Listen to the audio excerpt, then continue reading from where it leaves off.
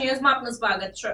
પ્રતિબંધિત ચાઇનીઝ દોરીના જથ્થા સાથે એક ઇસમની ધરપકડ કરતી વડોદરા શહેર એસઓજી। વડોદરા શહેર વિસ્તારમાં બનતી ગુનાહિત પ્રવૃત્તિઓને ડામવા સારું પોલીસના ઉચ્ચ અધિકારીઓ દ્વારા જરૂરી સૂચન અને માર્ગદર્શન આપવામાં આવેલ હોય, જે અંતર્ગત પાણીગેટ મેમણ શોપિંગ સેન્ટર ખાતેથી પ્રતિબંધિત ચાઇનીઝ દોરીના બોક્સ નંગ 480 તેમજ અન્ય મુદ્દામાલ મળી કુલ કિંમત ₹2,47,200ના મોટા જથ્થા સાથે એક ઇસમને પકડી પાડી કાયદેસરની કાર્યવાહી કરતી વડોદરા શહેર એસઓજીની ટીમ।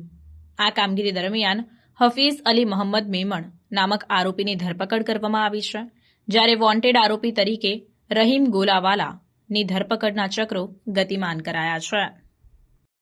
સમાચારોની ઝડપી અપડેટ માટે હમણાં જ સત્ય સ્વરાજ ન્યૂઝ ચેનલને લાઇક, શેર અને સબસ્ક્રાઇબ કરો।